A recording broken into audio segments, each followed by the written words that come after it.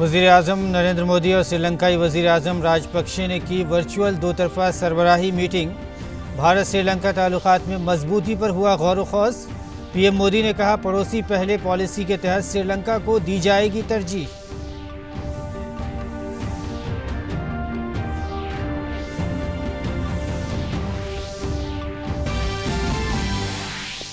भारत और श्रीलंका के माबैन बहुत ताल्लुकात को फ़रोग़ देने के लिए वज़ीर-ए-आज़म मोदी ने $15 मिलियन की मदद का किया ऐलान। श्रीलंकाई वज़ीर-ए-आज़म ने भारतीय मदद से तामीर जाफना सकाफ़ती मरकज़ का किया जिक्र। पीएम मोदी को इफ्तिताह की दावत दी।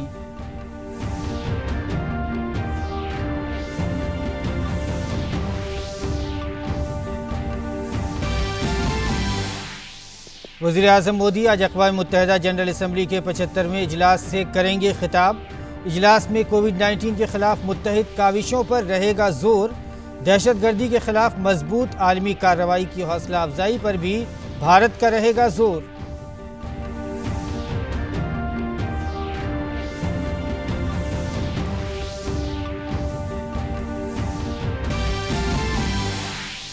पाकिस्तानी वज़ीर-ए-आज़म के यूएन में दिए गए बयान पर भारत का करारा जवाब देने के हक़ का इस्तेमाल करते हुए जम्मू कश्मीर को बताया अटूट और लाजमी हिस्सा।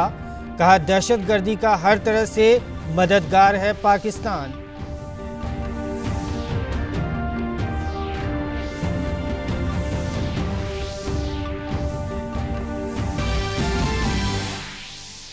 CSIR के 79वें यौम तासीस के मौके पर वज़ीर-ए-आज़म ने दी मुबारकबाद।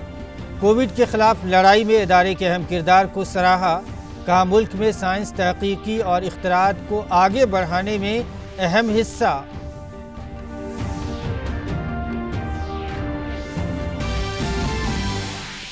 ई-संजीवनी प्लेटफॉर्म के तहत दिए गए 4 लाख से ज़्यादा टेलीफोनी मशवरे। तमिलनाडु और उत्तर प्रदेश में 1 लाख से ज़्यादा मशवरे। 18 से ज़्यादा रियासतों ने तिब्बी खिदमात के लिए मोबाइल ऐप का किया इस्तेमाल।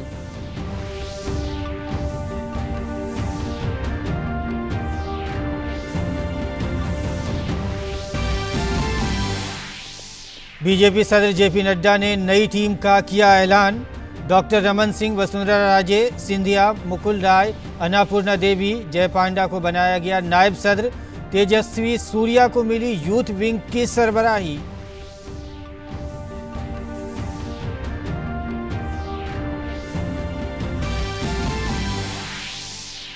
मशहूर गुलकार एसपी बाला सुब्रमण्यम की चेन्नई में सरकारी एजाज के साथ आखिरी रसूम अदा। मुख्तलिफ पार्टियों के सियासी लीडरों ने पेश किया खिराजी अकीदत। मुनफरिद फनकार की वफात से शायकीन गमज़दा।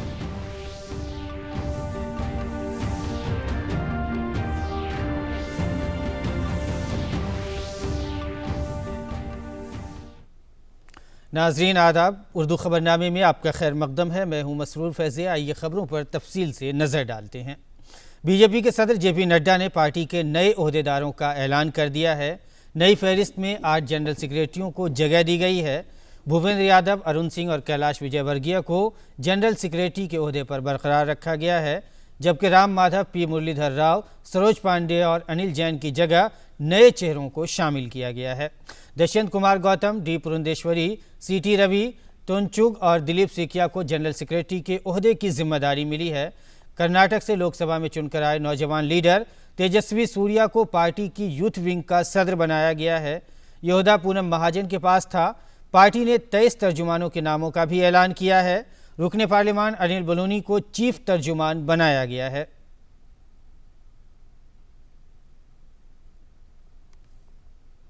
वज़ीर-ए-आज़म नरेंद्र मोदी ने बीजेपी की नई टीम को मुबारकबाद दी है। उन्होंने ट्वीट किया कि नई टीम को मुबारकबाद और नेक तमन्नाएं। मुझे यकीन है कि टीम के अरकान भारत के लोगों की बेलौस और ईसार के साथ खिदमत करने की हमारी पार्टी की शानदार रवायत को बरकरार रखेंगे। उनकी मेहनत से गरीब और पसमानदा अफराद बाइख्तियार हों।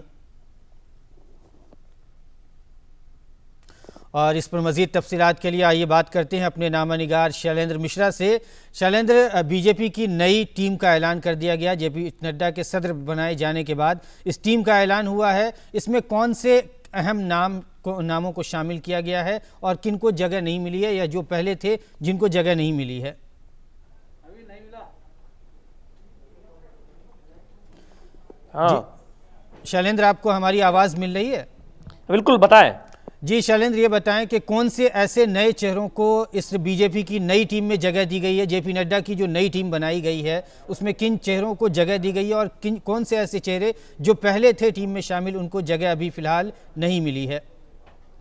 ये देखिए, एक बहुत बड़ा एक तरह से कहें तो बदलाव जो बीजेपी के राष्ट्रीय अध्यक्ष जेपी नड्डा ने अपनी नई टीम में किया है। 8 महासचिव जो राष्ट्रीय महासचिव नई टीम में शामिल किए गए हैं, उसमें से 5 नए चेहरे हैं। पुराने टीम में जो राष्ट्रीय महासचिव थे भूपेंद्र यादव, अरुण सिंह और कैलाश विजयवर्गीय, उनको यथावत बनाए रखा गया है नई टीम में। तो वहीं 5 नए चेहरे जिसमें तरुण चुग हैं, दिलीप सैकिया हैं जैसे नाम शामिल हैं, जिन्हें राष्ट्रीय महासचिव की जिम्मेदारी दी गई। हम जानते हैं कि बहुत महत्वपूर्ण पद होता है बीजेपी के राष्ट्रीय संगठन में महासचिवों का। उन्हें आमतौर पर देखें तो महत्वपूर्ण राज्यों का प्रभार दिया जाता है। इसके साथ ही साथ जिन 12 राष्ट्रीय उपाध्यक्षों के नाम का ऐलान किया गया, उसमें वसुंधरा राजे, रमन सिंह और रघुबर दास जैसे इनके बीजेपी के जो पूर्व मुख्यमंत्री हैं वो शामिल हैं। इसके साथ ही साथ मुकुल राय, बजंत पांडा जैसे महत्वपूर्ण नेता शामिल हैं, जिनकी अपने अपने राज्यों में बहुत महत्वपूर्ण जिम्मेदारी है। नए चेहरों में देखें तो बीजेपी युवा मोर्चा की जिम्मेदारी अपने तेज तर्रार सांसद तेजस्वी सूर्या को दी है। जमाल सिद्दीकी बीजेपी के अल्पसंख्यक मोर्चा के नए राष्ट्रीय अध्यक्ष होंगे। इसके साथ ही साथ तमाम जो युवा चेहरों को, युवा नेताओं को राष्ट्रीय मंत्री की जो टीम है उसमें जगह दी गई है।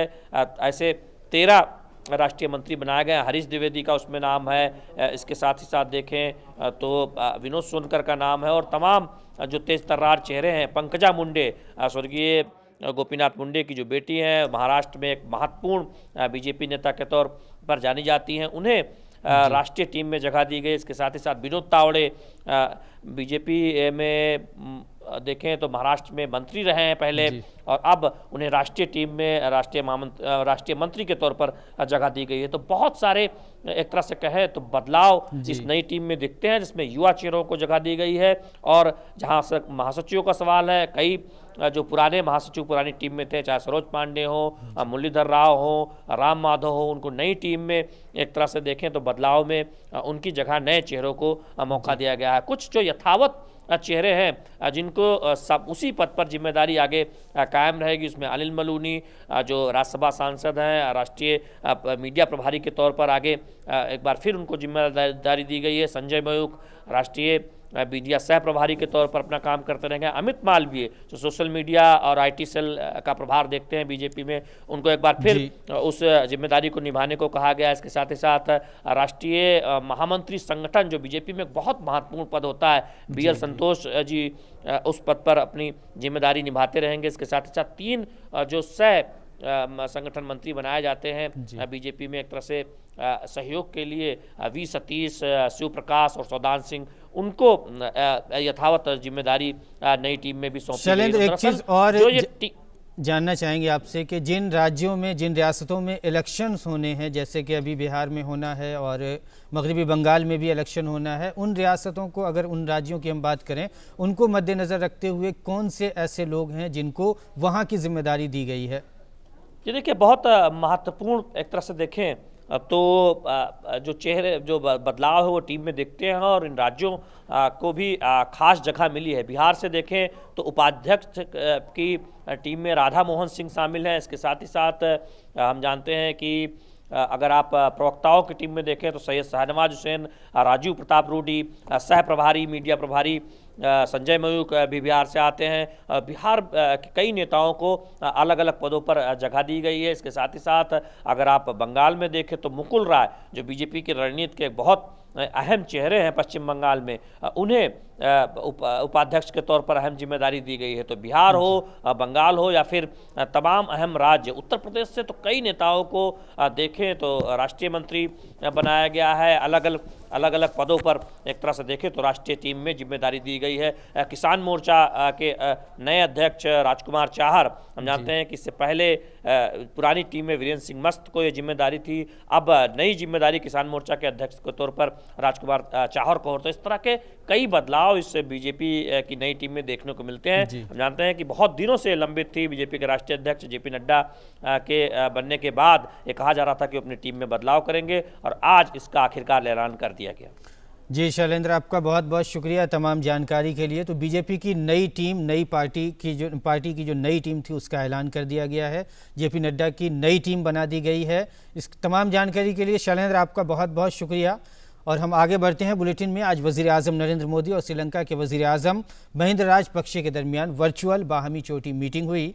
किसी पड़ोसी मुल्क के साथ वज़ीर आज़म मोदी की ये पहली चोटी मीटिंग थी। इस साल अगस्त में श्रीलंका के वज़ीर आज़म का ओहदा संभालने के बाद राजपक्षे का भी किसी गैर मुल्की रहनुमा के साथ ये पहला सिफारती राब्ता था। इस मौके पर वज़ीर आज़म नरेंद्र मोदी ने हालिया इंतखाब में कामयाबी पर श्रीलंका के वज़ीर आज़म को मुबारकबाद दी। उन्होंने कहा कि दोनों मुल्कों के रिश्ते हज़ारों बरस पुराने हैं।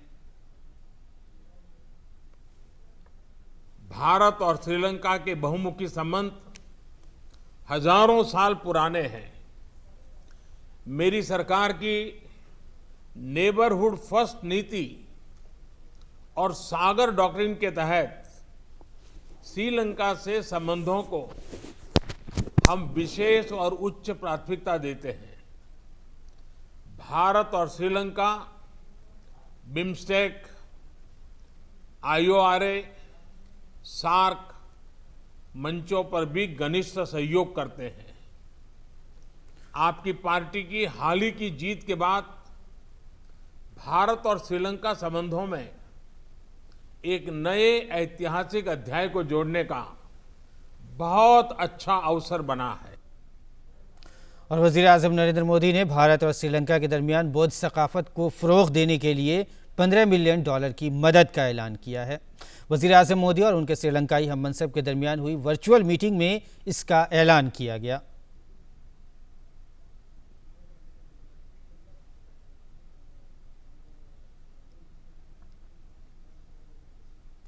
और वज़ारत ख़ारजा ने बताया है कि श्रीलंकाई हम मनसब के साथ बातचीत में वज़ीर आज़म मोदी ने तमिल सुलह के मामले पर आगे बढ़ने के लिए श्रीलंकाई आइन की 13वीं तरमीम नाफिज करने पर जोर दिया।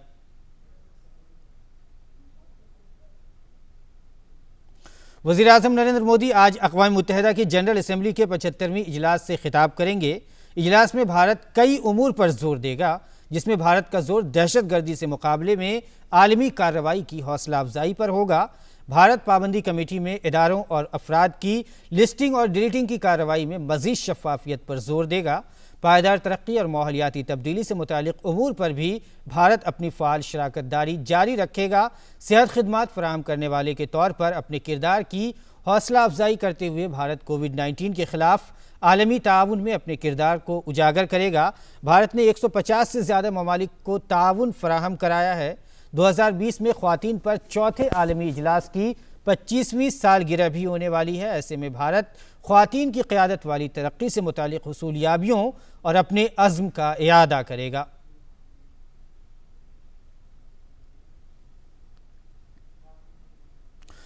और मज़ीद जानकारी के लिए आइए हम बात करते हैं अपने नामानिगार अरुण शर्मा से। अरुण, ये बताएं कि भारत ने जो है वज़ीर आज़म नरेंद्र मोदी आज खिताब करेंगे वज़ीर आज़म अब से कुछ देर के बाद, क्या अहम इश्यूज़ होंगे जिन पर बात की जाएगी, बहुत से जिसका भी हमने जिक्र भी किया, और क्या और अहम इश्यूज़ होंगे जिन पर बात करेंगे वज़ीर आज़म? बिल्कुल मसरूर, लगभग 6:30 बजे भारतीय समय अनुसार प्रधानमंत्री नरेंद्र मोदी का संबोधन होने जा रहा है। जहां तक UNGA की एक बात की जाए तो 75 साल यूनाइटेड नेशंस के हो रहे हैं। इन पिछले 75 सालों के अंदर पूरा जो वर्ल्ड ऑर्डर है काफ़ी हद तक चेंज हुआ है। UN जिस मकसद से फॉर्म किया गया था उस समय के चैलेंजेस कुछ और थे, यानी कि वर्ल्ड वॉर ना हो, कॉन्फ्लिक्ट ना हो विभिन्न रीजन्स के अंदर। ये एक तरह से मकसद था आज से अगर 6-7 दशक पहले की अगर बात की जाए तो। आज लगभग 6 या 7 दशक के बाद में जो वर्ल्ड ऑर्डर काफ़ी हद तक चेंज हुआ है। भारत एक तेज़ गति से विकास करने वाली अर्थव्यवस्था है। टॉप 6 अर्थव्यवस्थाओं में आज भारत का नाम शुमार है दुनिया भर के अंदर। भारत ने काफ़ी हद तक ग्लोबल लेवल पर विजन दिया है और प्रधानमंत्री नरेंद्र मोदी लगातार मल्टीलैटरल फोरम्स पर और ग्लोबल इंस्टीट्यूशंस के प्लेटफॉर्म पर इस बात को संबोधित करते रहे हैं कि हमें एक तरह से जो इंटरनेशनल इंस्टीट्यूशंस हैं इनको रिफॉर्म करने की ज़रूरत है। और ये रिफॉर्म्स केवल यूनाइटेड नेशंस तक ना हो, इससे पहले भी प्रधानमंत्री नरेंद्र मोदी का जब संबोधन हुआ था उन्होंने कहा था कॉम्प्रिहेंसिव रिफॉर्म्स की ज़रूरत है यूनाइटेड नेशंस के अंदर, यानी कि यूनाइटेड नेशंस जिसके अंदर हर लेवल पर रिफॉर्म्स किए जाएं, और जो इंटरनेशनल इंस्टीट्यूशंस हैं जैसे कि World Health Organization, International Monetary Fund, ये जो ग्लोबल या फिर यूं कहिए कि इंटरनेशनल इंस्टीट्यूशंस हैं, इनमें भी रिफॉर्म्स करने की वकालत प्रधानमंत्री नरेंद्र मोदी करते रहे हैं। अब चूंकि इंडिया का स्टेचर बढ़ रहा है, दुनिया भारत की तरफ देख रही है कि आखिरकार भारत का विजन क्या कुछ रहता है, खास करके कोविड पैंडेमिक के समय में, क्योंकि कोविड पैंडेमिक ने एक बात तय कर दी है कि ये पूरा का जो पूरी जो दुनिया है, वर्ल्ड है, इंटरकनेक्टेड वर्ल्ड है। इसमें कोई महज अपने बारे में सोच करके नहीं रह सकता, हर किसी को हर किसी के बारे में सोचना होगा। तभी जो मल्टीलैटरलिज्म की बात कही गई है, उसमें रिफॉर्म्स करने की बात कही गई है। प्रधानमंत्री नरेंद्र मोदी आज का जब संबोधन उनका होगा लगभग 6:30 बजे भारतीय समय अनुसार, तो इन मुद्दों पर फोकस करेंगे कि आखिर रिफॉर्म्स की जरूरत क्यों है, रिफॉर्म्स होता है तो भारत का क्या कुछ रवैया रहेगा, भारत का क्या कुछ एक तरह से स्टैंस रहेगा उस रिफॉर्म्स के बाद में, चाहे यूएन पीस कीपिंग फोर्सेस की बात कर लीजिए या फिर इंटरनेशनल इंस्टीट्यूशंस के बाद में, जैसे डेवलपिंग कंट्रीज और डेवलप्ड कंट्रीज के बीच में एक जो क्राइसिस चल रहा है, प्राइमरीली एक खाई दिखाई देती है डेवलपिंग और डेवलप्ड कंट्रीज के बीच में, वो कैसी पाटी जा सके, और जो सबका साथ सबका विकास की प्रधानमंत्री बात करते हैं, ये ग्लोबल लेवल पर आपको एक तरह से एको होता हुआ दिखाई देगा। जी बिल्कुल अरुण, आपका बहुत बहुत शुक्रिया। आपसे थोड़ी देर के बाद वज़ीर आज़म नरेंद्र मोदी अक़वाम मुत्तहिदा की जनरल असम्बली से खिताब करेंगे और इस सिलसिले में हमें जानकारी दे रहे थे हमारे नामानिगार अरुण शर्मा, और आप इस पर नज़र बनाए रखें, आगे भी आपसे फिर रब्ता किया जाएगा। हम आगे बढ़ते हैं। भारत ने एक मरतबा फिर पाकिस्तान को करारा जवाब दिया है। अक़वाम मुत्तहिदा जनरल असम्बली के 75वें इजलास में कश्मीर के मसले पर पाकिस्तान के वज़ीर आज़म इमरान खान के बयान पर भारत ने सख्त रद्द-ए-अमल का इजहार किया है। भारत ने पाकिस्तान को जवाब देने के लिए अपने जवाब देने के हक़ का इस्तेमाल किया। भारतीय नुमाइंदा और न्यूयॉर्क में भारतीय मिशन में फर्स्ट सेक्रेटरी मज्यूती विनीतू ने कहा कि जम्मू कश्मीर भारत का अटूट और लाजमी हिस्सा है। जो मरकज़ के ज़ेर इंतज़ाम इलाक़ों में लाए गए ज़ाब्ते और कानून भारत के दाखिली उमूर हैं। फर्स्ट सेक्रेटरी ने यह भी कहा कि पाकिस्तान दहशतगर्दी का अखलाकी, माली और जिस्मानी तौर पर ताउन करता रहा है और यही उसकी पहचान है। आज CSIR का 79वां यौम तासीस है। इस मौके पर वज़ीर आज़म ने ट्वीट करते हुए इस इदारे को मुबारकबाद दी है। वज़ीर आज़म ने ट्वीट में कहा कि CSIR के यौम तासीस पर इससे वाबस्ता लोगों को मुबारकबाद। भारत में साइंसी तहक़ीक़ और जिद्दत तराज़ी को आगे बढ़ाने में CSIR सबसे आगे है। वो कोविड-19 से लड़ने में भी अहम किरदार निभा रहे हैं। मुस्तक़बिल की कोशिशों के लिए CSIR को मुबारकबाद। वज़ारत सेहत के ज़रिए शुरू की गई ई-संजीवनी OPD के ज़रिए 4 लाख अफराद ने फ़ोन के ज़रिए तिब्बी मशवरे हासिल किए हैं। तमिलनाडु और उत्तर प्रदेश के 1 लाख से ज़्यादा अफराद ने इस सहूलत का फ़ायदा हासिल किया है। वज़ारत ने कहा कि कोविड-19 वबा के दौरान ई-संजीवनी ने मुख्तलिफ ज़रूरी तिब्बी सहूलतें फ़राहम की हैं। 18 से ज़्यादा रियासतों ने लोगों को तिब्बी सहूलत फ़राहम कराने के लिए इस मोबाइल ऐप का इस्तेमाल किया है। दहाइयों तक भारतीय सिनेमा में अपनी आवाज़ का जादू बिखेरने वाले मशहूर गुलकार SP बालासुब्रमण्यम की आज चेन्नई में सरकारी एजाज़ के साथ आखिरी रसूम अदा कर दी गईं। उनका कल इंतकाल हो गया था। 74 साला गुलकार कई रोज़ से बीमार थे। हालांकि बीच में उनकी तबीयत ठीक हो गई थी, लेकिन गुज़िश्ता दिनों अचानक उनकी तबीयत फिर से ख़राब हुई और उन्हें लाइफ सपोर्ट पर रखा गया था। बालासुब्रमण्यम ने हिंदी, तमिल, तेलुगु, कन्नड़, मलयालम और तमाम दूसरी ज़बानों में सैकड़ों हिट गाने गाए जो आज भी लोगों के दिलों में ताज़ा हैं।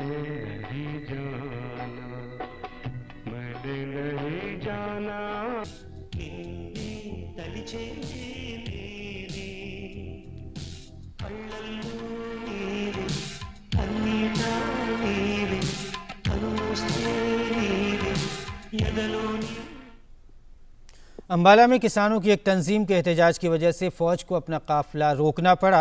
अंबाला अमृतसर कौमी शाहराह 1 पर सैकड़ों किसान जमा होकर एहतजाज कर रहे थे। अंबाला से आ रहे फ़ौज के काफ़िले के ट्रक शाहराह पर रोक लिए गए और उन्हें आगे जाने नहीं दिया गया। सीनियर अफसरों को पुलिस के घंटे भर समझाने के बाद एहतजाजियों को इस पर आमादा किया जा सका और वो फ़ौज के काफ़िले को निकलने दें। आखिरकार पुलिस ने रास्ता बनाया और कौमी शाहराह की उल्टी तरफ से फ़ौज के काफ़िले को निकलवाया गया। दिव्यांगों को उनके हुकूक के बारे में बाखबर करने के लिए इक़दामात जारी हैं। वाराणसी में भी ऐसी एक मुअस्सिर कोशिश की जा रही है। वाराणसी की कानूनी खिदमात अथॉरिटी के जरिए दिव्यांगों को उनके हुकूक के लिए बेदार किया जा रहा है। उन्हें बताया जा रहा है कि हुकूमत ने 2016 में दिव्यांगों में 14 मज़ीद अक़साम के उज़ुर शामिल किए हैं। इससे दिव्यांगों का बड़ा हल्का इस्तेफ़ादा कर रहा है। दिव्यांग जन कल्याण विभाग की तरफ से ये इन नीडी लोगों को जो बैसाखियाँ और व्हीलचेयर भी वितरित हमारे द्वारा किया गया है और आगे भी इस तरह के अवेयरनेस प्रोग्राम माननीय सालसा के निर्देश में मैं करती रहूंगी। केवल 7 तरह की डिसेबिलिटीज़ थी, वो अब 14 और बढ़ा करके अर्थात कुल 21 तरह की डिसेबिलिटीज़ हो गई हैं, जिनसे प्रभावित लोगों को इस तरह के लाभ जो दिव्यांग जन कल्याण विभाग की तरफ से, सरकार की तरफ से दी जा रही है, उसका लाभ वो ले सकते हैं। इस मौके पर दिव्यांगों को उनके इस्तेमाल में आने वाले आलात दिए गए, जिससे उनकी ज़िंदगी आसान हो सकेगी। कहीं ऑफिस जाना हो, घर के काम हो, नहाना धोना, कुछ भी रेगुलर बेसिस के काम है वो बगैर व्हीलचेयर के हम नहीं कर सकते हैं। तो व्हीलचेयर मिलने से हम अपना वो सारा काम आसानी से कर सकते हैं। बहुत मैम, बहुत धन्यवाद मैम, बहुत अच्छे से हम लोगों को अनुदान किए हैं और हम लोगों को जितनी बारे में बताई हैं सब आगे के लिए हम लोग भाई तैयार रहेंगे और बस हम लोगों को यही सब आवश्यकता चाहिए। इस तरह की काविशों से समाज में दिव्यांगों को मुनासिब जगह तो मिलेगी ही, उनमें खुद एतमादी भी बढ़ेगी। सरकार का प्रयास है कि दिव्यांग जागरूक हों, उनको सुविधाएं मिलें और तभी ये दिव्यांग जो हमारे बीच हैं वो सबल हो सकेंगे, समर्थ हो सकेंगे और समाज के लिए कुछ कर सकेंगे। कैमरा पर्सन मनीष सिंह के साथ doctor Rakesh Bahadur Singh Gautam, DD news, Varanasi. पढ़ाई के बाद मुलाजमत का ख्वाब तो हर कोई देखता है, लेकिन ज़रूरी नहीं कि वो नौकरी ही करे। ईटानगर की तेरी याजू के ख्वाब आज के नौजवानों जैसे हैं, लेकिन थोड़ा अलग हटकर उन्होंने खुद कफील बनने की सोची। उन्होंने नौकरी नहीं बल्कि इलाके में फल और सब्जी के अचार बनाने की तिजारत शुरू कर दी है। तेरी याजो आज से 1 साल कबल अपनी यूनिवर्सिटी की पढ़ाई के दौरान यही सोच रही थी कि रोज़गार का मतलब नौकरी है, लेकिन नौकरी सबके लिए हल नहीं है। तेरी याजो ने जब अचार बिजनेस की बात सोची तो उन्हें अपने आप से थोड़ी हिचकिचाहट महसूस हुई, लेकिन अब उन्हें लगता है कि उनका फ़ैसला सही है। शुरुआत में अपने आसपास की मांग को ध्यान में रखकर काम करना शुरू किया, लेकिन अब उनके अचार की मांग बढ़ती जा रही है। आफ्टर ग्रेजुएशन का बाद डिप्लोमा भी बहुत कर लिया तो कुछ नहीं मिल रहा था करने के, जॉब तो मिलता नहीं आजकल आसानी से, तो इसलिए सोचे घर बैठते ऐसे बैठते उससे अच्छा कुछ छोटा मोटा बिजनेस है कम इन्वेस्टमेंट में, तो हमें अचार का बिजनेस हम शुरू किए हैं। इसके बाद मेरा ये कैटरिंग बिजनेस भी है, जितना हो सकता है हम अपना लोकल को आगे ले जाएगा। आपका ये किंग चिली हो गया, वेराइटीज़ ऑफ मिर्चा आपका बस्ती से आते हैं, जिंजर हो गया, वो सब का हम उसी को हम लेके हम अचार बनाते हैं। ये सब सीजन वाइज जो फ्रूट्स निकलता है, जो वेजिटेबल निकलते हैं, उसका मुताबिक हम बनाते हैं। याजो को अपने काम करने का एक प्लेटफॉर्म मिल चुका था, लिहाजा उन्होंने अपने अचार बिजनेस के साथ कैटरिंग सर्विस भी शुरू कर दी है और अपने कारोबार का दायरा भी बढ़ा लिया है। याजो कहती हैं कि नौजवानों को रोज़गार के तई अपना नज़रिया भी बदलना होगा। जो आजकल का जो यूथ लोग है ना, पढ़ लिख कर तो दुनिया भर पढ़ लिख कर ऐसे बैठा हुआ है, घर में कुछ करता भी नहीं है, सिर्फ जॉब को डिपेंड होकर बैठते रहते हैं। तो इसलिए आप लोग भी शर्म मत कीजिए, जो भी काम होगा जॉब तो मिलेगा तो अच्छा है, नहीं मिलेगा तो ऐसा नहीं कि कुछ भी नहीं करना है। एक बहुत छोटी सी शुरुआत ने न सिर्फ तेरी याजो को खुद एतमादी से भर दिया, बल्कि दूसरे के लिए भी पैगाम है कि अपने पैरों पर खड़े होने के क्या मानी हो सकते हैं। संदीप ठाकुर के साथ संजय प्रताप सिंह की रिपोर्ट, डीडी न्यूज़, ईटानगर। तो नाज़रीन, उर्दू खबरनामे में फ़िलहाल इतना ही। सुबह 9 बजे आप फिर से देखते सकते हैं उर्दू खबरनामा। फ़िलहाल इजाज़त दें। आदाब।